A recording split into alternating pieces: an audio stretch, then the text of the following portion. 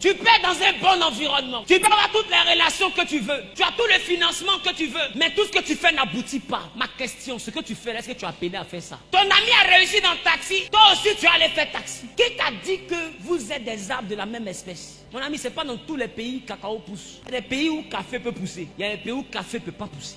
Il faut définir quel genre d'arbre toi tu es. Avant de vouloir te mettre dans le domaine qui a fait réussir quelqu'un, il faut chercher à savoir qui toi-même tu es. Des fois vous échouez parce que vous n'êtes pas connecté à votre destinée. Vous n'êtes pas connecté à ce que Dieu veut utiliser pour vous faire réussir. Donc vous échouez naturellement. Je t'assure, si tu n'es pas en train de travailler dans ta destinée, Satan n'a pas besoin de t'attaquer. Satan attaque ceux qui sont dans la destinée pour que la destinée ne s'accomplisse pas. Mais celui qui n'est pas dans la destinée, Satan ne gaspille pas ses balles.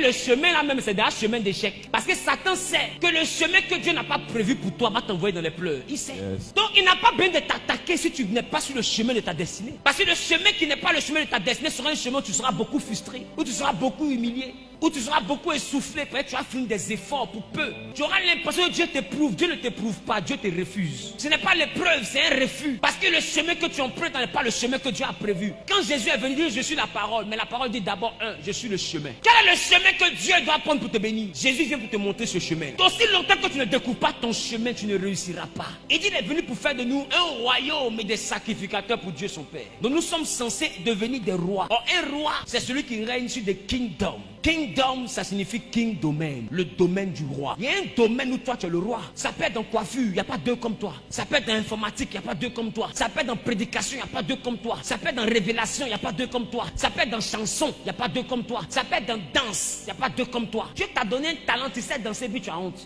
Il va te montrer vidéo d'un blanc. Lui, il ne sait pas danser, mais il n'a pas honte. Et quand il met le morceau là, il danse le prochain morceau. Mais ça là, il n'a pas honte. Or, toi, tu danses le morceau. Toi, tu as honte. Tu sais, on est dernier, on n'a pas honte. On est premier, on a honte. Toi-même, faut voir. Voici un homme qu'on appelle Pierre. Pierre est en train de pêcher, il pêche des poissons. Jésus le regarde et dit à Pierre, suis-moi. Je vais te montrer le chemin. Tu ne seras plus pêcheur de poissons, mais tu seras pêcheur d'hommes. C'est la même pêche qu'il fait, mais ce n'est pas la même chose qu'il pêche. Jésus a reparamétré sa destinée. Il a réajusté sa destinée. Là où Pierre se trompait, il a remis sur le chemin.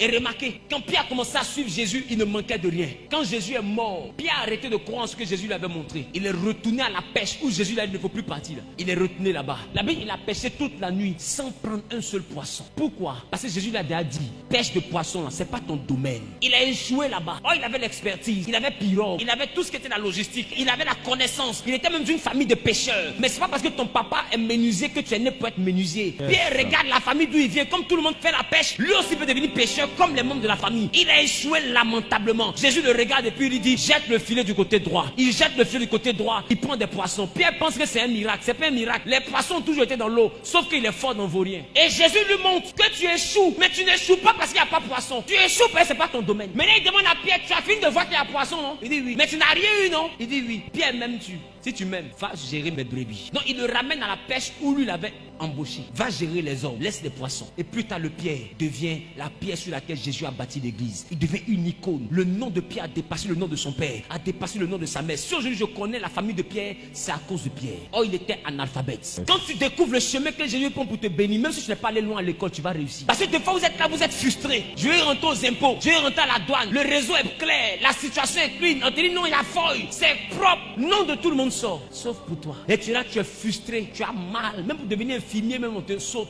Tu ne crois pas. Tu dis mais attends, je suis maudit, mais tu n'es pas maudit. Ce n'est pas ton chemin. Tout le monde peut réussir dans le concours là, sauf toi. Aussi longtemps que tu ne comprends pas, tu vas donner tes millions aux gens cadeaux. Il y en a d'autres qui luttent pour aller en France. Tu luttes, tous les papiers sont propres. On dépose 3 dossiers. Toi, ton dossier saute. Les 2 autres, ils ont visa. Toi, on met refusé là. Il reste un peu me cacher. Ils vont mettre ça sur ton visage. On ne veut pas la voir. Il reste un peu. L'ambassadeur va écrire, elle ne vient pas ici. Parce qu'en réalité, je ne te veux pas en France. Et comme tout le monde a réussi en France, toi aussi tu es parti en France. Qui t'a dit que c'est ta destinée? Des fois Dieu te veut au Niger. Tu vas venir dire, oh Niger, il n'y a pas hiver là-bas. Mais il n'y a pas hiver au Niger, mais il y a milliardaires là-bas. Et 1 milliard de Niger, là, tu peux aller en vacances dans l'hiver de France. Tu peux aller même faire week-end en France et puis revenir au Niger. Le plus important n'est pas le pays, le plus important c'est la poche. Il faut réussir, c'est ce qu'on te demande. Et il y a plusieurs parmi vous à qui Dieu refuse des choses parce que ce n'est pas votre destinée. Mais vous forcez. Et quand tu fais jeune dans ça, ce ne sont pas des épreuves, c'est un refus. Arrête de l'emmerder. Il y a des fois où tu échoues naturellement parce que ta destinée n'est pas là-bas. Donc c'est un refus. Dieu ne te veut pas là-bas. Il te veut en tant que prophète. Toi tu es devenu comptable. Tu as toujours mal compté. Il y a toujours Ramba sur toi, tu comprends pas. Ou bien il n'y a même pas de travail, on te met en stage, on te laisse. On te met en stage, on te laisse. Toi-même là, tu as doctorat en stage. Tu fais stage pendant 5 ans. Toi, j'ai un stagiaire ça. Stage de 5 ans. On renouvelle, on annule. On renouvelle, on annule. Pourquoi? Parce que simplement ce n'est pas ta destinée. Dieu veut te décourager. Parce qu'il y a un autre chemin qui veut te montrer. Abraham est resté dans un chemin pendant 75 ans. Dieu lui dit non, tu t'es trompé. Mais je vais te faire réussir. Emprunte le chemin que je te montrerai. Va dans le pays que je te montrerai. Là-bas, je te bénirai. Il y a des choses, il faut simplement être sensible. On a vu Abidjan ici, DJ, qui est devenu humoriste. Au début, il est venu là, il lève son habit. J'ai des reins. Il n'y a pas l'an dedans. Il tourne jusqu'à il n'y a pas l'an dedans. Il a vu que c'est bizarre. Il a réfléchi qu'il voit que à côté de ça, lui aussi s'est fait rire un peu les gens. Passement des jambes comme ça. Il s'appelle la panthère rose aujourd'hui. Mais panthère rose là, il y a l'an dedans. Pendant que vous riez là, il a Range Rover. Pendant que vous riez là, il voyage. Pendant que vous riez là, il se bé. Pourquoi? Parce qu'il a trouvé un domaine où Dieu veut le bénir. Le plus important de comprendre, la destinée fait échouer naturellement quand tu n'es pas sur le bon chemin. C'est pas que tu es bête, c'est pas que tu es maudit, c'est pas que tu vaux rien, c'est que tu n'es pas sur le chemin. Donc tu investis, ça ne produit rien. Parce que ce n'est pas ton chemin. Tu n'es pas appelé à ça.